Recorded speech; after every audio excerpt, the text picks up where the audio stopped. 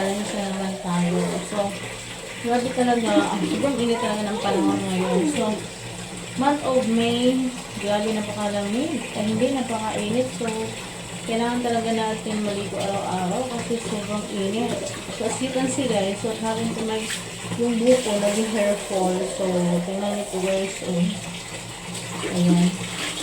So, yung buhok ko dumidikit dito eh.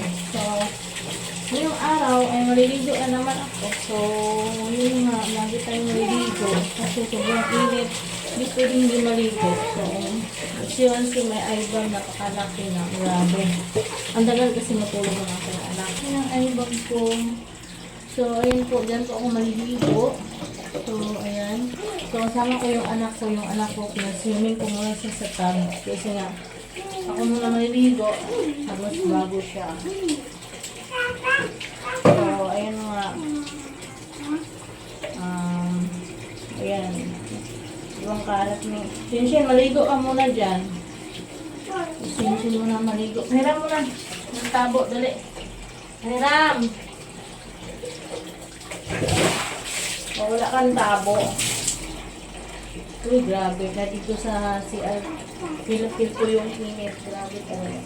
So, yung hair ko, medyo kumapa na po yung hair ko. Kaso nga lang, hindi ko pantay yung pagkabukit. So, yung nagupit kasi nito yung sister ko. So, dati kasi yung buhok ko ay parang, ano siya, parang slash. Tapos, sabi naman ng isang sister ko ay, ano daw, puputulan daw niya, iba pantay. Yun naman, hindi naman pantay. So, sobrang ano ko nung dati, nare-disappoint ako. Yung buhok ko, umawit talaga dito. So, sinita ako. So, ayan. So, ito. So, yung tabo, napaka... Grabe.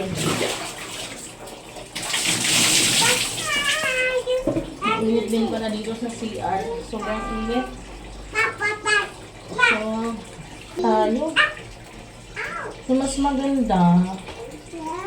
Tututbrush muna ako. Ay, hindi. Mamaya na ako mag-toothbrush. So, magsasabon muna ako sa aking mukha.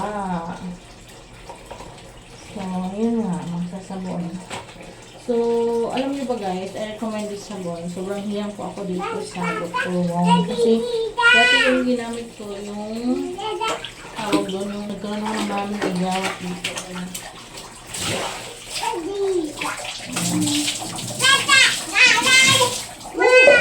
Sabi ang lamig. Ang lamig naman talaga.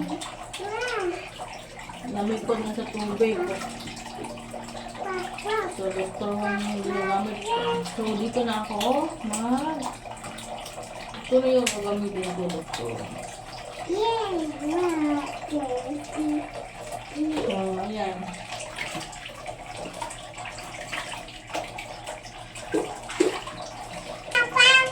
So, maganda na siya gamitin kapag ginagad siya ng ilang minuto. So, siguro mga 2 minutes. So, sobrang lambot po niya.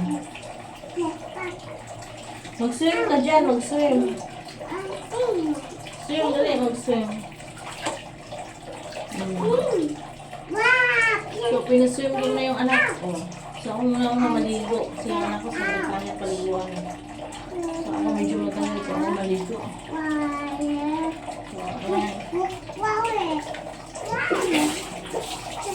Wala akong ibang tabo, kaya medyo matagal ko yung tabo. Tapos sumigaw.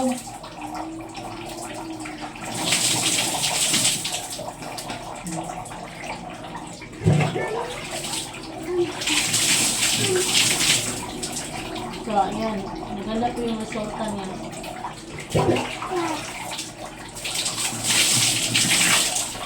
Sobrang ang mga gamitin.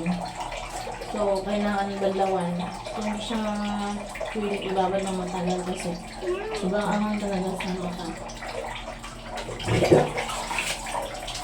Yung hair ko na naman.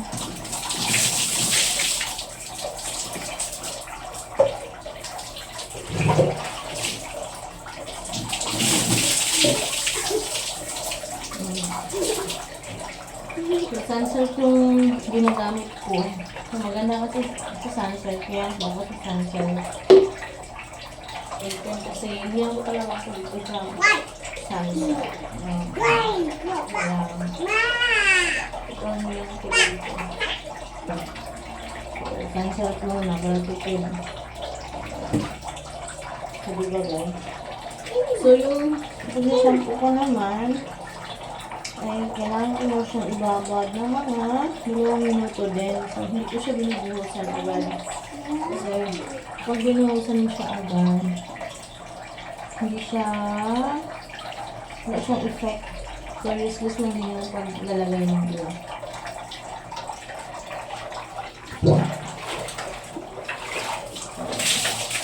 Sasabon na tayo.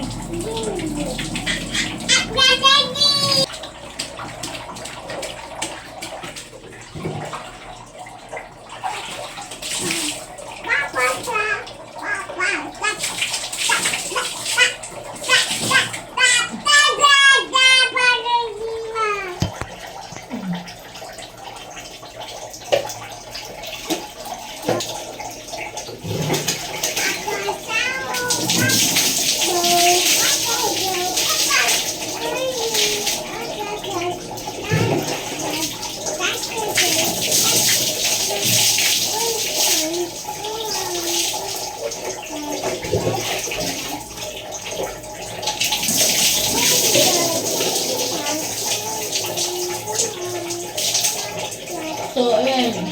Buhusan ko na yung buhok ko.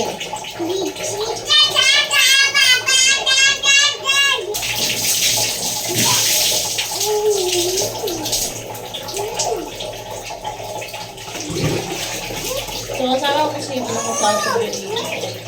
So, tapos ako magsabon. Magbuhos na ako. Hirangos na.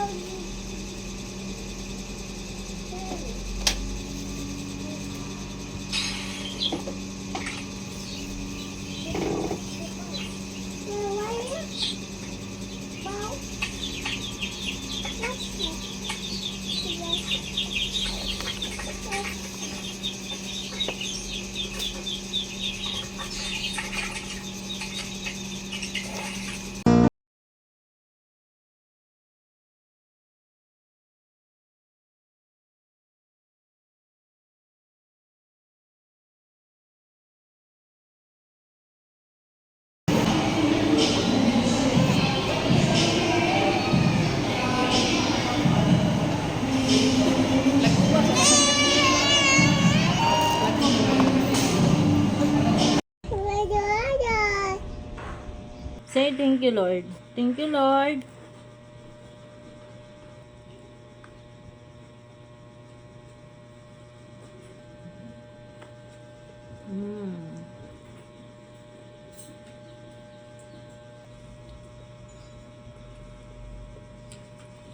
Ayan. Gumala pala kami ni Shinshin sa mall kasi sobrang naboboard talaga siya sa bahay. Kasi naman minsan lang kami makakalabas kaya ginala na lang namin dumating siya. Na nga pala kami dito sa mall. Ayan si Shinshin tuwang-tuwa naman. Parang akala mo ngayon lang nakaapak ng Shinshin, mall. Parang correct akala mo malaking tao na. Ayan dandahan siya naglakad kasi daw baka madulas At siya. Ko na pala si Shinshin dyan para matuto po siya maglakad. Actually marunong naman talaga siya maglakad pero hinahayaan ko lang siya. Pero binabantayan ko naman siya sa likod. So ayan tuwang-tuwa talaga si Shinshin. At kung saan na lang siya pumupunta. Ito na nga, akit na kami sa second floor kasi pupunta kami sa time zone. Actually, hindi kami maglaro. Tingin-tingin lang Kasi po. Talaga naman hindi pa marunong maglaro si Shinshin. Sayang naman bayad ko. Hehe. Ano lang kami maglalaro na Shinshin kapag marunong talaga siya maglaro. At ayan na nga, pinasakay ko na si Shinshin. Nakala mo marunong maglaro o kung ano-ano lang kinakalikot.